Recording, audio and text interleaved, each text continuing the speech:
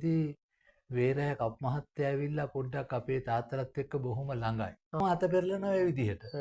පෙරලා කොහොම හරි මම සුරලත් මං හදාගත්තා. තනියම. අපේ ගෙවල් පැත්තේ ඉනවා මේ සුරතලා දර කරත්ත මාමා කෙනෙක් දර කරත්තේ අරගෙන යා ඉතින් මේ මම ඇහුවා පුතේ බෙරයක් මං ගෙනත් දෙන්නම් කියලා ඉවරලා රංජිත් සර් තමයි ගුරුවරයෙක් වශයෙන් මම හුඟාක්ම සලකන්නේ. ඒ මොකද මේ කොයි වෙලෙත් මට කියන්නේ බරට තියෙන්න ඕනේ උපාලි. පදයක් ගහනකොට බර වෙන්න ඕනේ. බෙරවාදකයට නටුව පෙන්වන්නේ. එතකොට මේ බෙරවාදකයා නිකන් පසු බසිනවා. අන්තිමේට මං ඇහුවා මාව ඉන්ටර්විව් එකක් කරලා ගන්න නැද්ද කියලා. මේ මටත් මේ කණ්ඩායමට එන්න ආසයි කියලා මං කිව්වා පණිපාත් සර්ට කමල් මහත්තයාට. ගහලා පෙර ගහගෙන යනකොට ගාමිණී කමල් මහත්තයාට මාව නැතුව බැරුණා. ඊට පස්සේ අපි දෙන්න වැඩවල දැන් ඔය මද්දු අයියලා නටනකොට මද්දු අයියලා ඉතින් මේ නටනවා. ඉතින් මේ සබරගොමු සුරල් සබරගොමු සුරල් පවා නටනවා අර වෙනවා කියලා ඉවරලා මම වේරස් ගඟේ ගිහිල්ලා මාත් ඉතින් ඒ විදිහට ගහලා බලනවා. මේ අපි 2001 තමයි විවාහ වුණේ. ඊට ඉස්සෙල්ලා මේ කැම්පස් එකේදී තමයි මට උපාලි අයියා කියලා තමයි කතා කරන්නේ.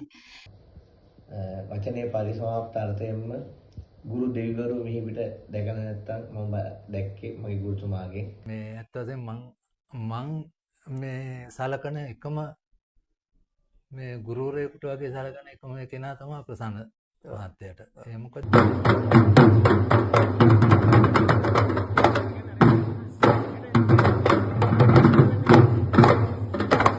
දේශීය කලාවේ හදවත සොයා ආතාත්ස්මි චන්ද්‍රාධිපති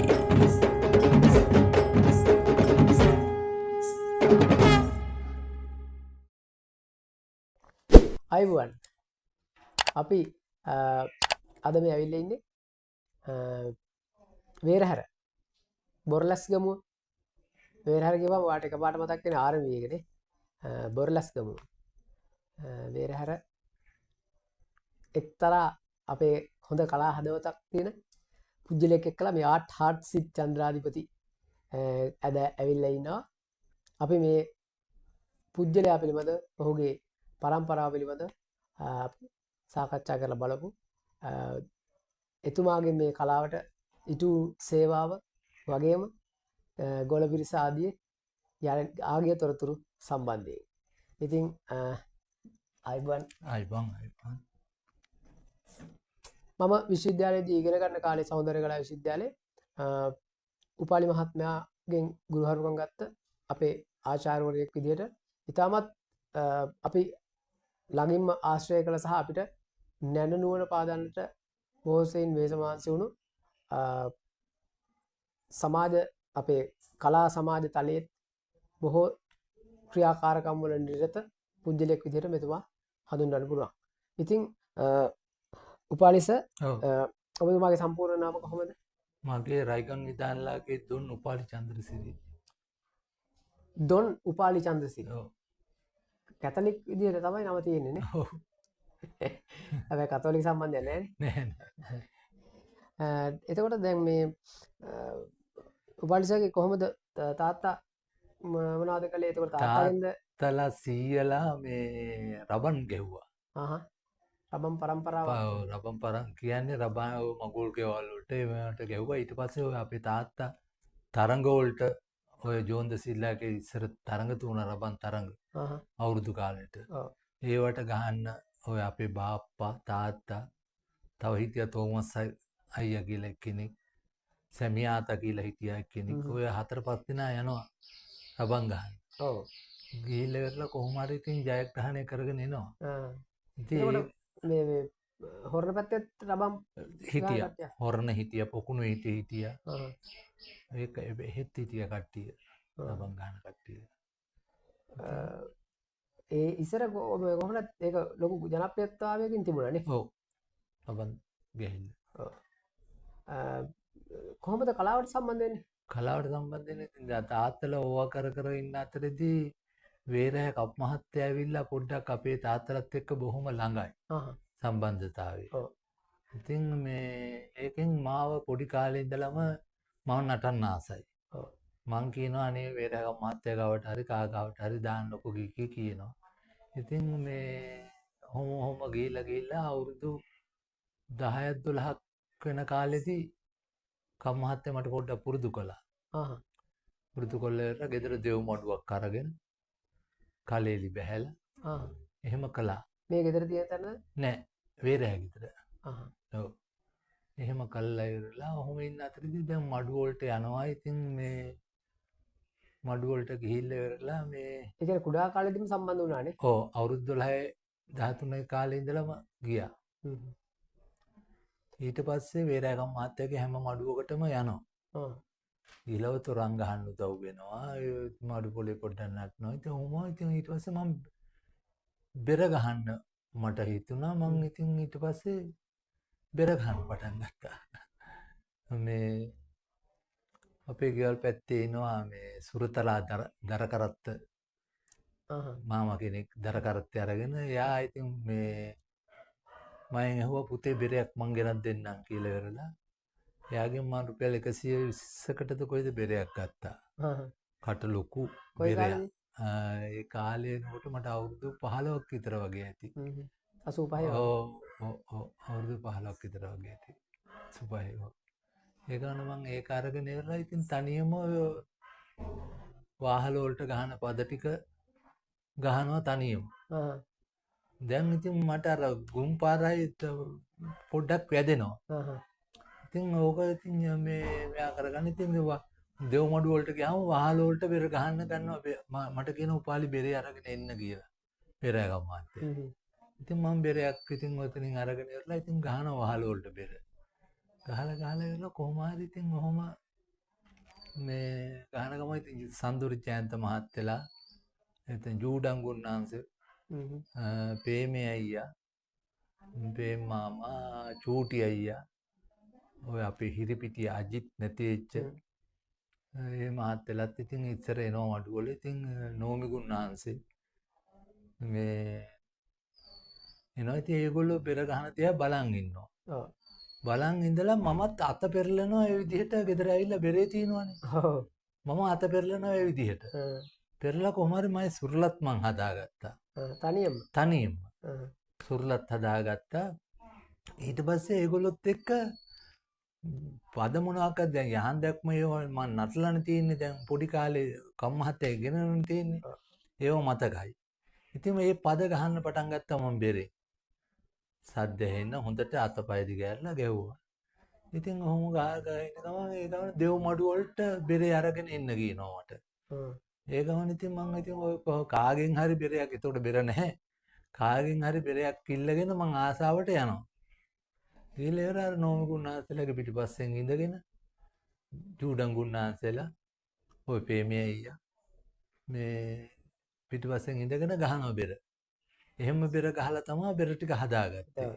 කාගෙන්වත් ඉගෙන ගත්තේ නෑ. ආහ්. කාගාට ගිහිල්ලා ඉගෙන ගත්තේ නෑ. ඉතින් මට ඒකට උදව් කළා හුඟක් රංජිත් සර් අපි. ආහ්. මැද්දවත්ත මැද්දත්තේ රංජිත් සර්. රංජිත් සර් තමයි ගුරුවරයෙක් වශයෙන් මම හුඟක්ම සලකන්නේ. ඒ මොකද මේ මට හුඟක් මේ පාර පෙන්නුවේ එයා තමයි. ආ. බෙර ටික හරි ගැස්සලා දුන්නේ. පස්සේ කාලෙක රජිත් මහත්තයාගේ පෙරවාදිකය විදිහට බෙර ගැහුවා. ඊට පස්සේ රංජිත් මහත්තයා එම උදව් කළා. ඔය සෞන්දර්යයකටත් මාව ගත්තා. අරගෙන ඉවරලා මේ ඉතින් බෙර කාර්යයක් වශයෙන් මම ඉතින් එතුමාට හරි ආදරෙන් කකුල උස්සනකොට තියෙන තැනට හරියට පදේ ගහනවා මම ගානට තියලා මේ ඒක නම් ඒ හැකියාව ආව පුදුම විදිහට. ඒ කියන්නේ එතුමත් එක්ක කතා බස් කරන විදිහේ. බෙර පද ගැන මෙතන මේ විදිහට එන්න ඕනේ මෙතන මේ විදිහට එන්න ඕනේ කියලා එයා කතා කරන ගමන් කියනවා. මේ බර තියෙන්න ඕනේ බර නැත්තම් වැඩක් නෑ බෙරෙන්. ඒ බර ගැන කතා කරන්න ඕනේ ඇත්තම වෙනමම. ඔව්. ඔබතුමා ප්‍රසිද්ධ වෙන්නෙම ඒ බර බෙර වලට. වාදකයෙක් විදිහට. මේ ක්ෂේත්‍රය තුල කතා වෙන්නේ ඒ විදිහට තමයි. උපාලිසය කිව්වොත් මේ බර බෙර වාදකයෙක් විදිහට තමයි ප්‍රසිද්ධ වෙන්නේ. ඒ කියන්නේ මොනවා කරන්නේ රංජිත් මහත්තයා මේ කොයි වෙලෙත් මට කියන්නේ බරට තියෙන්න ඕනේ උපාලි. පදයක් ගහනකොට බර වෙන්න ඕනේ. නැට්ටුවගේ ගාන නැට්ටුවත් එක්ක නටනකොට නැට්ටුවගේ විලාසයට බෙර ගහන්න ඕන කියලා ඒක කොයි වෙලෙත් මට කියනවා. එහෙම කියනකොට මම ඉතින් එයා නටනවා නම් එයා තිබ්බොත් කකුලක් ඒ තියෙන ගානෙන් එහා යන්නේ තත්නම් තත් ඒ ගත් තිත්ත කිව්වොත් ඒ තිත්ත ගලව ඉන්නවා. ඒ විදිහට මේ බෙර පොඩ්ඩක් ඇහුවා. ඒ ගහනකොට මගේ බෙර පොට බර බෙර ටිකක් හරි ගියා දෑතෙම බරට වැදෙන්න. ඉතින් මට රංජිත් මහත්තයා තව පොඩ්ඩක් ඕක හදාගන්න පුළුවන් අපි ගහමු හොඳට බෙර ටික අත දිග ඇරලා කියලා. ඊට පස්සේ දෙයනේ කියලා ඉතින් බෙර පොඩ්ඩක් ගහන්න ගත්ත රංජිත් මහත්තයාටම තමයි මේ ඇහැ තියාගෙන බෙර ගහන්න කොහි ගියත් මේ ඒ එතුමාගේ නොදන්න කෙනෙකුට වුණත් රංජිත් මහත්තයා නටනකොට මේ ගහන්න පුළුවන්. ඇත්තම ඒක පුදුම වැඩක් කියන්නේ එයා මේ නටන එක විලාසයේ පෙන්නනවා බෙරකාරයට. මේ නටන්නේ මම මේකයි. ඕ දැන් අද අපේ තියෙන මේ ඔය ක්ෂේත්‍රයේ ඉන්න දැන් දුවදරුවෝ මේක බලනවා නම් මේ ඇත්තටම ඒගොල්ලන්ටත් වටිනාගෙන කටයුත්ත මේ කාරණාව. මොකද්ද මේ බෙරවාදකයට නටුව පෙන්වන්නේ. එතකොට මේ බෙරවාදකයා නිකන් පසු බසිනවා. බෙරේ හරියට එන්නේ නෑ පද නේද? එන්නේ නෑ. නැට්ටුවගේ ඇඟෙන් එන්න ඕන ගැම්ම ආවොත් තමයි වාදකයා ඉන්නේ එතන. මතුවෙලා එන්නේ. නැට්ටුව දැනගන්න ඕනේ බෙරකාරයව අර යන්නේ මම මේ විදිහයි කියන එක. ඉතින් ඒක ඇත්ත වශයෙන් අපේ නැට්ටුම් කරන කට්ටියකින් හුඟාක්ම අවබෝධයක් තියෙන කෙනෙක් තමයි අපේ රංජිත් මහත්තයා. රංජිත් සර් ඇවිල්ලා ඒ අතින් නම් වැඩක් නැහැ කියලා තිබ්බත් නටගෙන එන එක නටනවා හරියට තියලා.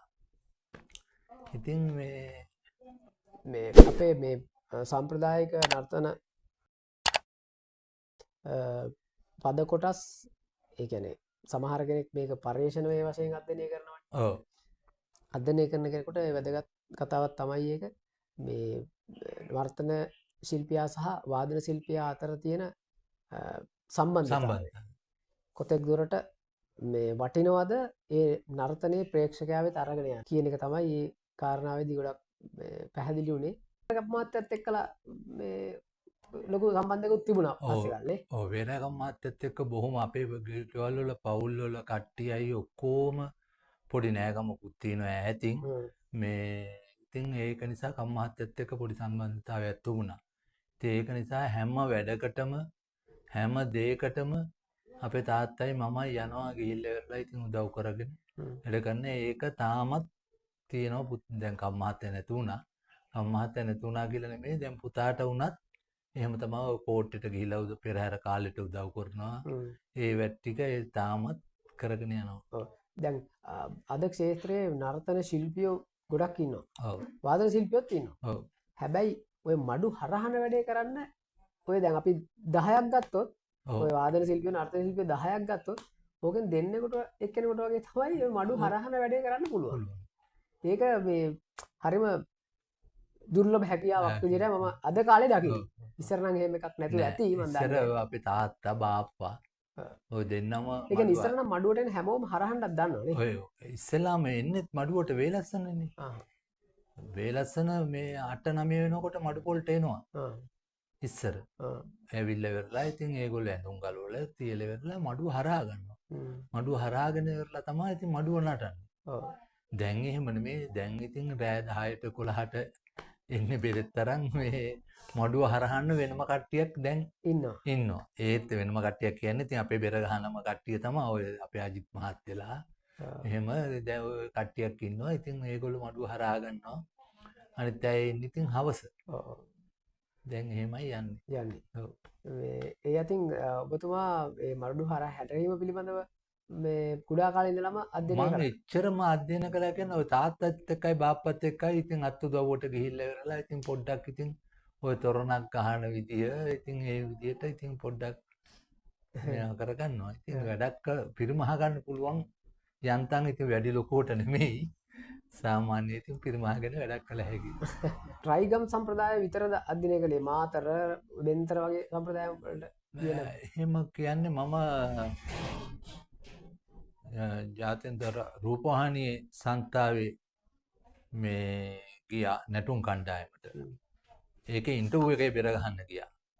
රූපවාහිනී සංස්ථාවේ මේ නැටුම් කණ්ඩායමක් ප්‍රේමදාස මහත්තයා පවත්වන්න ගියානේ. ඒකේ බෙර ගහන්න ගියා ඉන්ටර්විව් එකට ඔය මේ ඒඩින් මහත්තයා මේ තිස්ස කාර්යසන් මහත්තයලා ඔයගොල්ලෝ ඔක්කොමලම ගියා මාවත් බෙර ගහන්න එකන් ගියා බෝඩ් එකට. එතෙන්දී මට බෙර ගහ ඉඳලා ඉවරලා ඔක්කොගෙම ඉන්ටර්විව් වලට බෙර ගහලා ඉවරලා ඔය අපේ ලසන්ත මහත්තයාත් ගියා. මේ අන්තිමේට මං ඇහුවා මාව ඉන්ටර්විව් එකක් කරලා ගන්න නැද්ද කියලා. මේ මටත් මේ කණ්ඩායමට එන්න ආසයි කියලා මං කිව්වා පණිපාත් සර්ට. කිව්වහම කිව්වා හරි මං මේ කියන එකට ගහන්න පුළුවන්ද කියලා. ඇහුවමයි.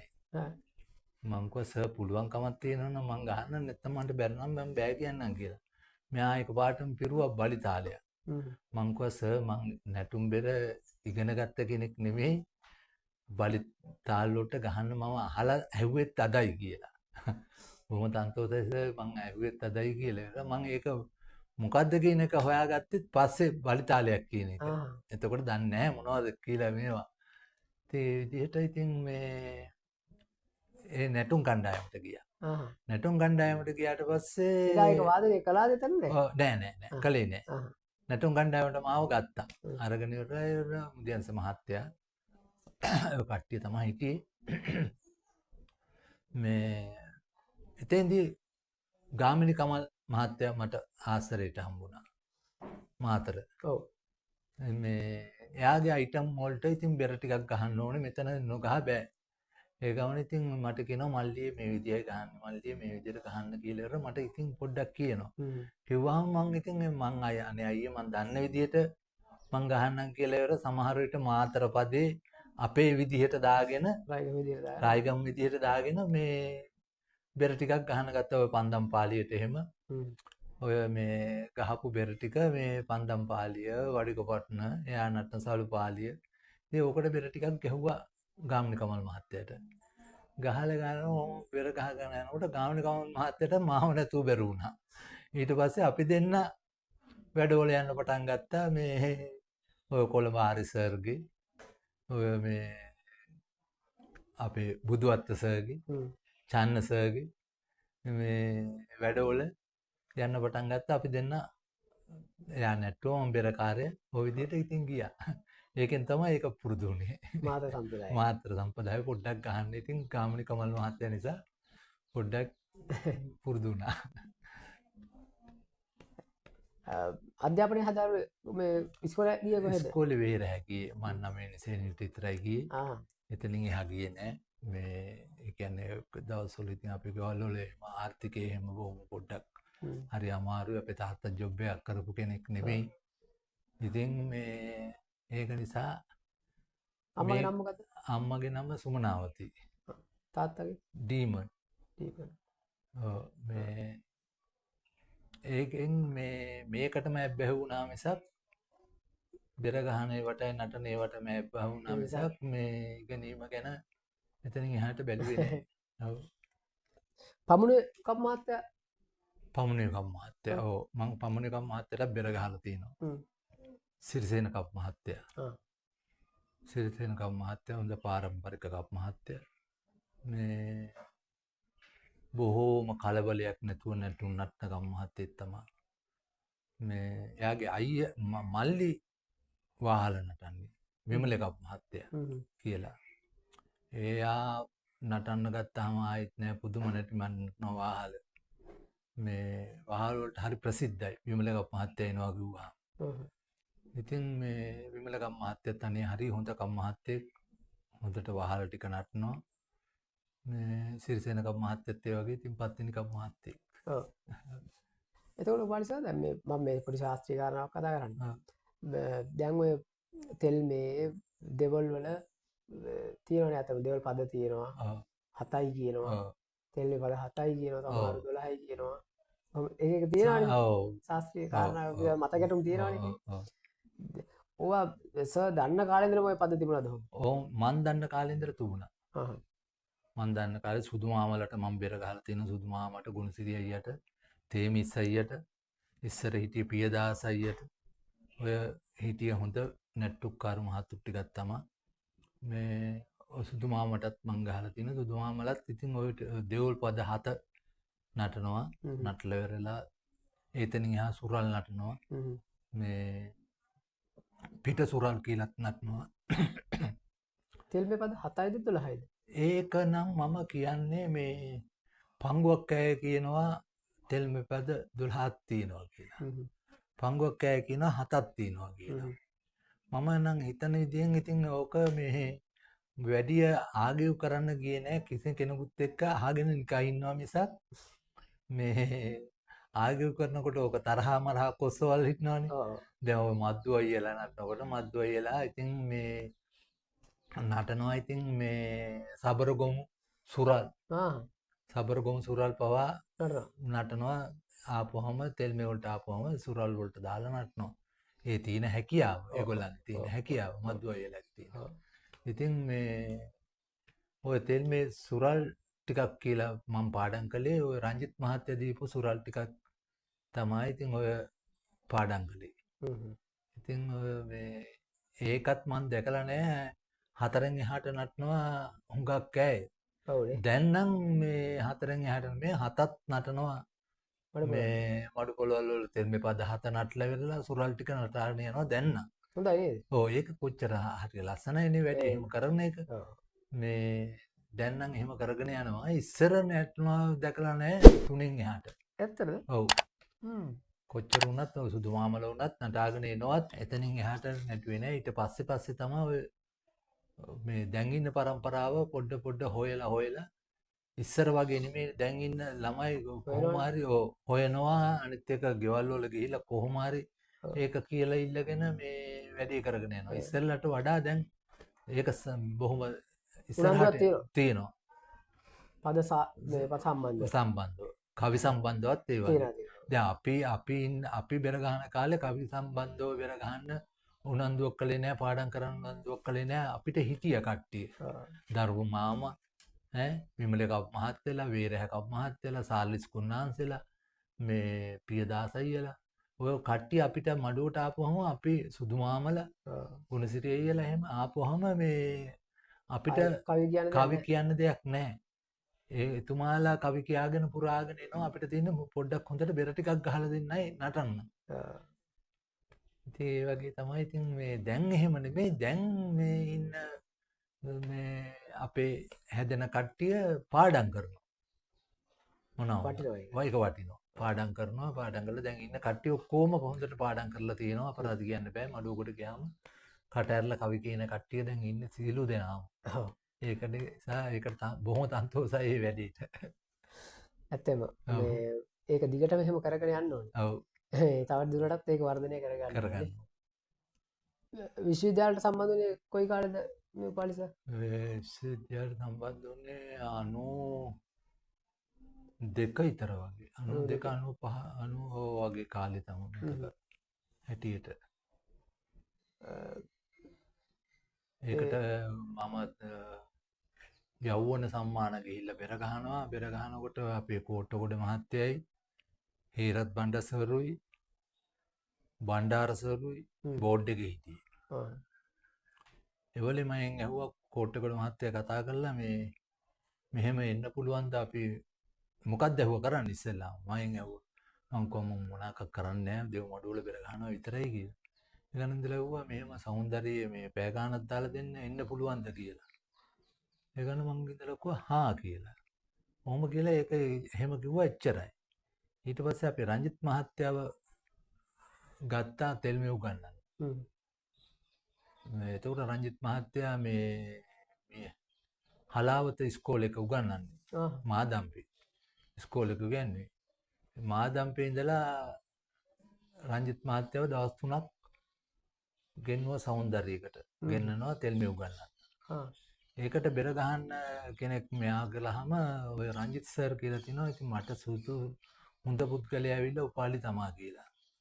ඒ ගාන ඉතින් මට ඒ ගාන ලියුමක් කෙව්වා මේ මෙහෙම එන්න මෙහෙම පැය ගානක් දාලා තිනවා කියලා. ඒකලා සතියකට දවස් 2ක් ගියා තෙල්මේ පාඩම කරන්න.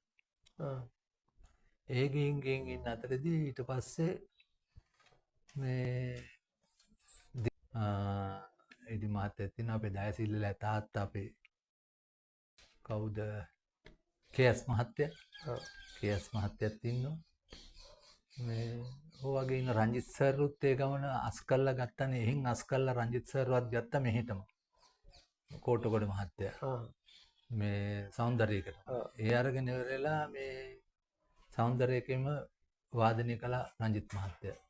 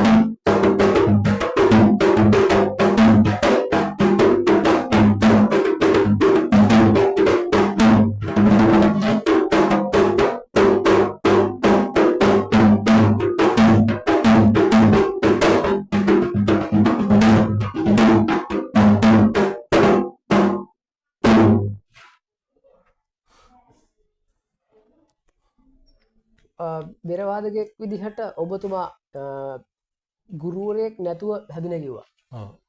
මට හම්බෙච්ච පළවෙනි පුද්ගලයයි. මගේ ඒ කියන්නේ මට මතක නෑ එහෙම. ඒ කියන්නේ සර් මොනවාද ඒ ප්‍රැක්ටිස් එක හදාගන්න ඕනේ මොන වගේ දේවල් ගැන හිතන්නේ? නව අලුත් වාදකයෙක් අලුත් වාදකයෙක් හදාගන්න ඕනේ ඉස්සෙල්ලාම නැට්ටුවට මූණ දෙන්න ඕනේ. නර්තන ශිල්පියෙක් එක්කලා වාදනය කරන්න. නැට්ටුව නටන විලාසයක් තියෙනවනේ. දැන් දරුවෙක් වුණත් දැන් නැට්ටුවෙකුට ගහන බෙර සෞන්දර්යයේ දරුවෙකුට ගහන්න බෑනේ. බෑ. සෞන්දර්යයේ දරුවෙකුට ගහන්න ඒ කකුල් දෙක දිහා බලලා ඒක ඒ විදිහට ගහන්න ඕනේ ඒ ළමයා නටන විලාසෙට. මේ දැන් ඔය පහද මේ දෙව්මඩිය වුණත් නැට්ටුව නටන විලාසෙට ඕනේ බෙර ගහන්න. එහෙම ගැහුවොත් කවදාකවත් මේ බෙර ටික ගහන බෙර ටික අපතයක් යන්නේ. බෙරකාරයට හොඳ මෙයාකක් එනවා ඇඟට. ගහන්න පුළුවන් බෙර. දවසට කොච්චර ප්‍රැක්ටිස් කරාද? දවසට පැය කීයක්? එහෙම ප්‍රැක්ටිස් කළේ නෑ මම. බොරු කියන්න ඕනේ එහෙම ප්‍රැක්ටිස් කළේ නෑ බෙර මේ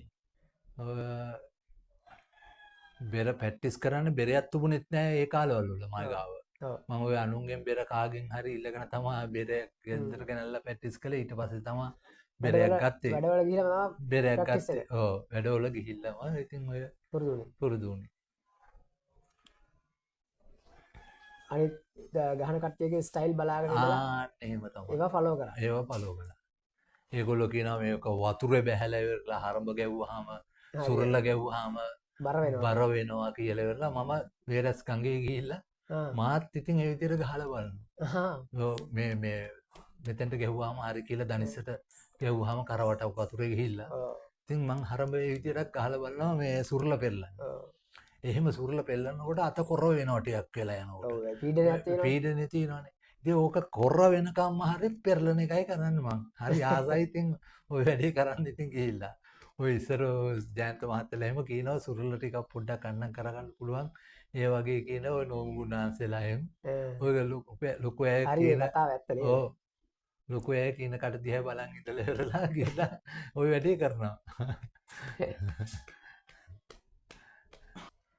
දැන් ඔබතුමා විවාහ වුණු සුධර්ම විසුත් මේ පාරම්පරික කෙනෙක්ද සෞන්දර්ය විශ්වවිද්‍යාලේ උපාධිය ගත්ත කෙනෙක්? සෞන්දර්ය උපාධියක් ගත්ත අය තාත්තත් කට්ටඩි මහත්තයෙක්. මේ යාගිවල් කොහෙද? ඈ? යාගිවල් කොහෙද? පන්නිපිටිය හිටියේ. මිහිඳු කියලා. එයත් කට්ටඩි මහත්තයෙක්. එයාගේ මේ බාප්පත් කට්ටඩි මහත්තයෙක්. මේ සේපාල කට්ටඩි උන්නේ නැහැ කියලා. ඔහොමගම සේපාල කට්ටඩි උන්නෑකොම හරි ප්‍රසිද්ධ කට්ටඩි මහත්තයෙක්. ඒක ඒ අතර සෞන්දර්ය එයා ඉගෙන ගත්තා. සෞන්දර්ය ඉගෙනගෙන තමයි ඉතින් අද වෙනකොට ඔය විදිහට ගුරුගත වීමක් කරන්න. අද වෙනකොට මේ කලායතනය පවත්වාගෙන යනවා. ඔව් කලායතනෙ පවත්වාගෙන යනවා. අයිබන් අයින් සුවිශේෂී ලක්ෂණයන්ගෙන් යුක්ත වූ කියන අර්ථයෙන් ඇතුව සුලක්ෂා කලායතනය නිර්මාණය වුණා. එහෙමනේ? ඔව්. ඔව්. ඉතින් මේ අපේ උපාලි සර්ගේ ආදරණීය බිරිඳ එක්කලා තමයි අපි මේ කතා කරමින් ඉන්නේ. ඔබතුමියගේ සම්පූර්ණ නම? කාලවිල පතිරගේ දෝන සුධර්මා ප්‍රියන්ති. සෞන්දර්ය කලා විශ්වවිද්‍යාලයෙන් තමයි උපාධිය හැදෑරි. ඔව්. දැන් මේ වෙනකොට කොහෙද වැඩ කරමින් ඉන්නේ? මහරගම ජනාධිපති විද්‍යාලයේ. ජනාධිපති විද්‍යාලය. අපත් වෙන්නේ තීරණය කරන්න. අපි 2001 තමයි විවාහ වුණේ. ඊට ඉස්සෙල්ලා මේ කැම්පස් එකේදී තමයි මට උපාලි අයියා කියලා තමයි කතා කරන්නේ. උපාලි අයියා හම්බ වෙන්නේ කැම්පස් එකේදී. කැම්පස් එකේ ඉඳලා රංජිත් රත්නසිරි සර්ගේ පහතරට ක්ලාස් ගියා මම කැම්පස් එකේදී. එතෙන්දී තමයි ඵලය මුලින්ම හම්බ වුණේ. ඊට පස්සේ තමයි මේ එතෙන්දී එකතු වෙලා තමයි 2001 දී විවාහ වෙන්නේ. කලායතනය ආරම්භ කළේ කොයි කාලෙද? 2003. 2003. ඔව්. මේ ස්ථානේ. ඔව්. මුලින්ම මේ ස්ථානේ නෙමෙයි. මුලින්ම තිබුණේ සනස මෙතන තියෙන සනස බැංකුවේ හෝල් එකේ කළේ. ඊට පස්සේ තමයි අපි මේකට ගෙනාවේ. මේ තියෙන සම්මානය මේ කලායතනට හම්බෙච්ච ඒවාද? කලායතනට හම්බෙච්ච මෙතනක් තියෙනවා ඇතුළෙත් තියෙනවා. ඊට අමතරව මම මෙහෙම ඉස්කෝලේ බෑන්ඩ් එකේ ඉන්නවා. බෑන්ඩ් එකේදී ඒ සමහර හම්බෙච්ච ඒවා තියෙනවා. සමහර ඒවා තියෙනවා මට ඉස්කෝලේදී හම්බෙච්ච ඒවා. ඉතින් දක්ෂ මේ නර්තන ශිල්පියෙක් වගේම අපි මතක් කරන්න ඕනේ මේ අපේ ක්ෂේත්‍රයේ නිරතලා ඉන්න අපේ රංචාමර. ඔව් ඉන්ද්‍රනීල් සඳන් රංචාමර. ඔව් ඉන්ද්‍රනීල් රංචාමර. හැදුනේ. ඔව් ඉස්කේ ගෝලෙක් නේ. ඔව් මගේ ඒ වගේ ගෝලියෝ රාශියක් බිහි කරලා තියෙනවා. ඔව් ඒ කියන්නේ මේ ඉන්ද්‍රනීල් හම්බ වෙන නම් අපේ ඉස්කෝලේ දරුවෙක් විදිහට ඉඳලා ඊට පස්සේ 6 දී ඉන්ද්‍රනීල් ඇවිල්ලා කොයි ඉස්කෝලේ? අතුරුගිරිය මහාමාත්‍ය විද්‍යාලය තමයි මම මුලින්ම ඉගෙනුවේ. මගේ මුල්ම පත්වීම. ඒදී තමයි ඉන්ද්‍රනීල් හම්බුනේ. ඊට පස්සේ ඉන්ද්‍රනීල් 6 දී අපේ ගෙදර ඇවිල්ලා නවතිනවා. ඒ නැවතිලා ඊට පස්සේ එතන ඉඳලා මේ නැවතුනේත් නැටුමක් පුරුදු වෙන්න ඇවිල්ලා. ඊට පස්සේ මේ ඒ වෙනකොට සර් තමයි ඒක මේ මූලිකවම කළ දුන්නේ ගිනි සිසිල නර්තනය. ඉතින් ඒක ප්‍රැක්ටිස් කරන්න ඇවිල්ලා නැවතිලා එහෙම දිගටම නැවතුණා. නැවතුණාට පස්සේ ඉතින් සර්යි මයි තමයි දෙන්නම එකතු වෙලා තමයි ඒ අවබෝධ නගන්න උත්සාහ කළේ ඔක්කොම. අද වෙනකොට මේ ගුවන් හමුදා ඔව් ගුවන් හමුදාවේ සේවය කරනවා. ආයිබෝල් මම දිසානායක ලියනගේ ඉන්දුනීල් සඳුරාංචාමර සෞන්දර්ය කලා විශ්වවිද්‍යාලයේ බාහිර කතිකාචාර්යවරයෙකු වශයෙන් කටයුතු කරනවා. ඒ වගේම ශ්‍රී ලංකා ගුවන් හමුදාවේ නිලධාරියෙකු වශයෙන් කටයුතු කරන ලබනවා. ඇත්තටම වේරහැර උපාලි චන්ද්‍රසිරි කියන්නේ මගේ ගුරුතුමා. වචනේ පරිසමාප්ත අර්ථයෙන්ම ගුරු දෙවිවරු මෙහි පිට දැකලා නැත්තම් මම දැක්කේ මගේ ගුරුතුමාගෙන්.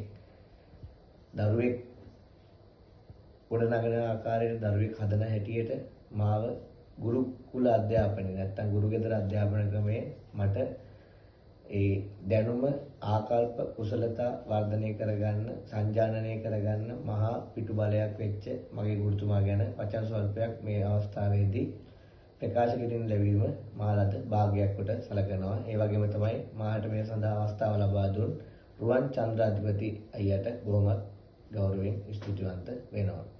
ඇත්තටම මගේ ගුරු පරම්පරාව ගැන සිහිපත් කරනවා නම් කණේවැල කපු පරම්පරාවෙන් තමයි මගේ ගුරුතුමාගේ ගුරු පරම්පරාව පැවතෙන්නේ. මුලින්ම සිහිපත් කරන්න ඕනේ අලුත්ගේ දොන් බේබි කපු මැතිතුමා අලුත්ගේ දොන් කුමතේරිස් කපු මහත්මයා එම් පසුව තමයි මගේ ගුරුතුමාගේ ගුරුතුමන් වන අලුත්ගේ දොන් චන්ද්‍රසේන කපු මහත්මයා තමයි මගේ ගුරුතුමා වෙන්නේ. වේලාර ප්‍රදේශයට සංක්‍රමණය වෙලා පසුව පසු කාලීනව කෝට්ටේ සතර මහා දේවාල බාරව දේවාල ගතිගම කරන්නා වූ වේරහැර චන්ද්‍රසේන කපුමැතිතුමාගේ ජ්‍යෙෂ්ඨම ගෝල රත්නයක් තමයි මගේ ගුරුතුමා. ඇත්තටම මුල් කාලීනව පහතට රයිගම් ශෛලියට අනුව නර්තනයේ අත්පොත් තබල පසුව තමයි බෙර වාදනයට මගේ ගුරුතුමා ප්‍රවේශ වෙලා තියෙන්නේ. ඒ වගේම තමයි මගේ ගුරුතුමා සමග යාව ජීවව කටයුතු කරපු චන්ද්‍රසේන කප්පෙතුමාගේ ගෝල රත්නයන් දෙපළක් ඉන්නවා.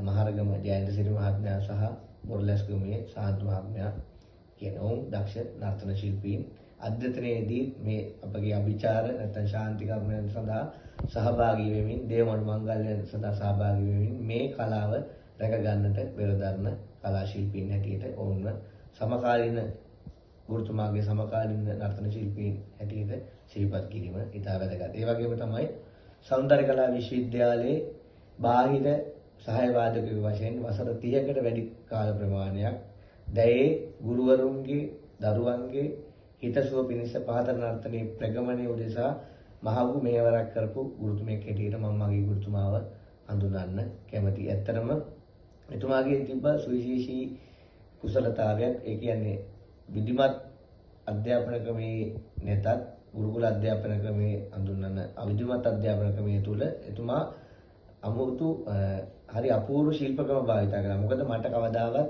ගුරුවරයෙක් හැටියට ළඟ වාඩි කරලා හරම ගස්සලා නැහැ. හැබැයි ගුරුතුමා මොකක් හරි හරබයක් ගැහුවට පස්සේ මම ඒක ධාරණය කරගෙන මම වාදනය කරනවා. ගුරුතුමා ඒක අහන් ඉන්නවා. බැරි වෙලාවත් මම වැඩියට වාදනය කළොත් එහෙම ගුරුතුමා නැවත ඒක ඇවිල්ලා වාදනය කරනවා. වාදනය කරලා අඩුපාඩුවක් කියලා දෙනවා. ඉතා සරල වුණත් හරි අපූර්ව ඉගෙනීමේ විධික්‍රම තමයි එතුමා පාවිච්චි කළේ. ඒ වගේ තමයි කවදාවත් පන්ති ભેදයක් කිසිම ભેදයකින් තොරව සෑම දිවයිනේ සෑම දරුවෙකුටම එක හා සමානව ඉගෙනීම් කටයුතු කරපු භක්තියක් දීපු නැත්නම් භක්ති ආදරයක් දක්වපු ගුරුතුමෙක් හැටියට මම උපාලි චන්ද්‍රශ්‍රී ගුරුතුමාව ඉතා ආදරයෙන් සිහිපත් කරනු ලබනවා.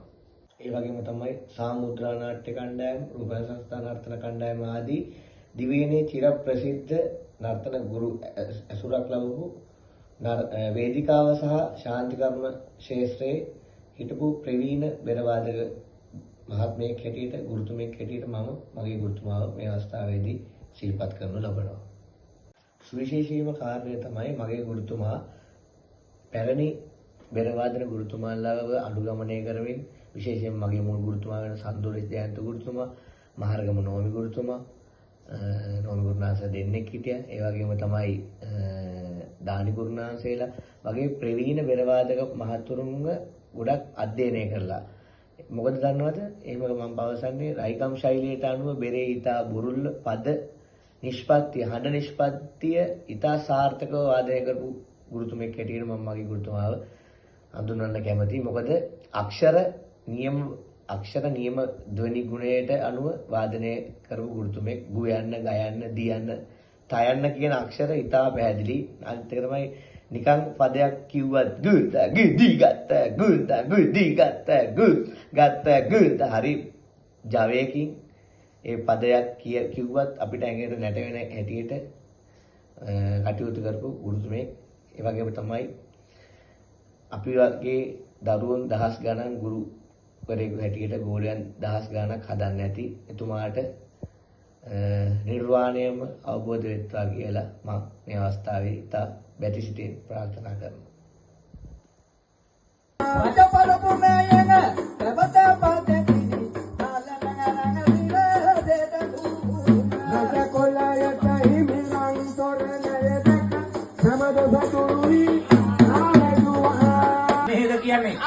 ඒකමයි උගස් තියන්නේ. ඒකමයි උගස් තියන්නේ. එනේ ගොයියෝ. ආයිවා. ඒ හන්දා සමේ මේ. අනේ ඔව්. ලකු යක්ෂණියන්ගේ නාම අසී නාමේ. නාමයට වෙන්නා පමනා වෙන්නා වූ. අන්න හරි. කොයියෝ බලෙවියෝ.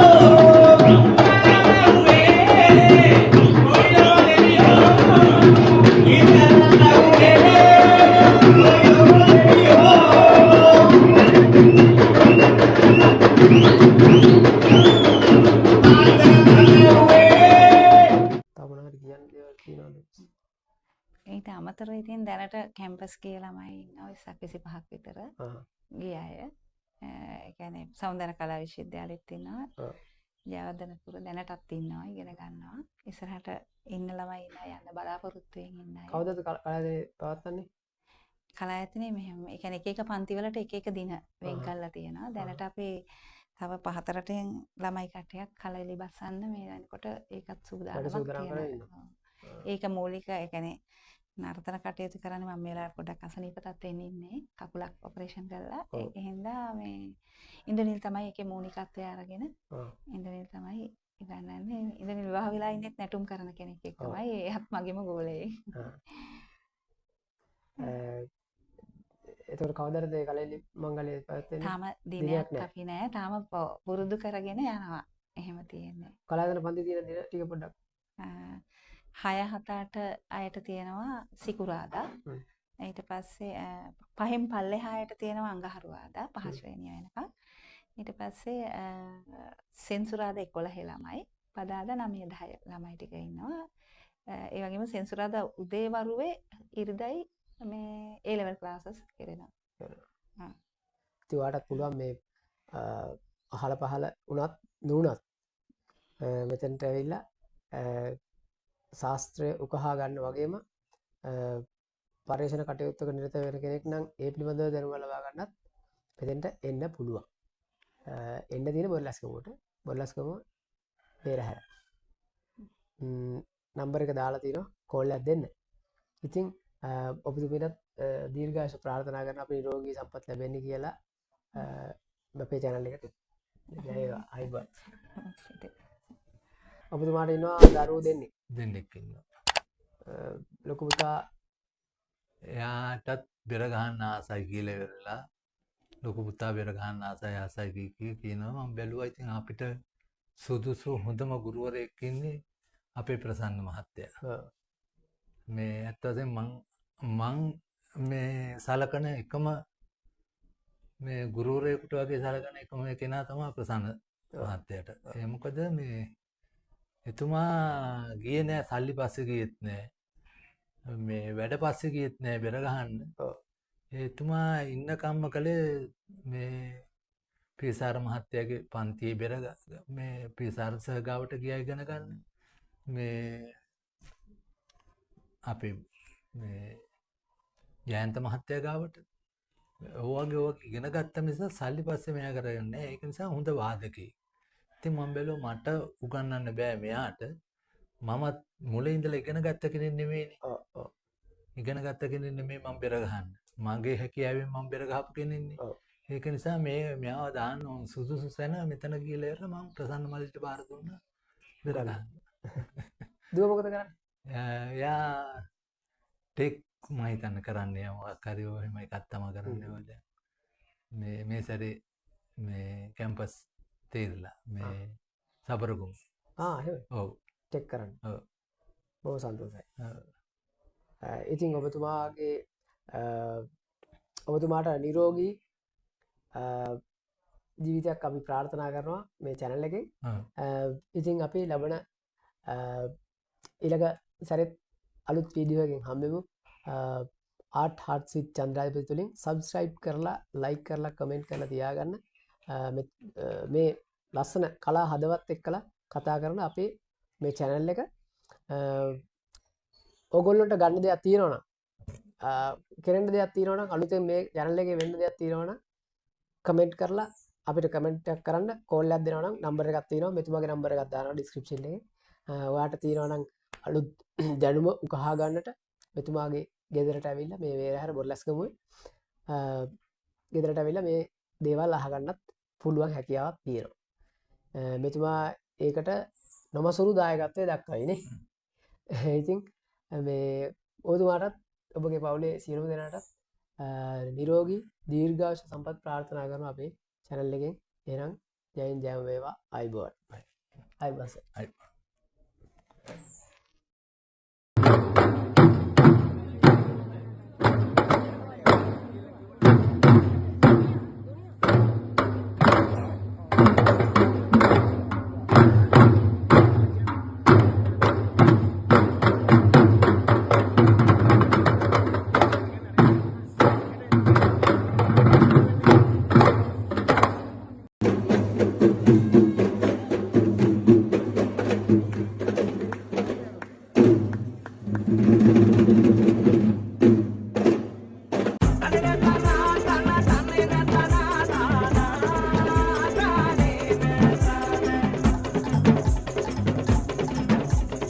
දේශීය කලාවේ හදවත සොයා ආතාත්ස්මින් චන්ද්‍රාධිපති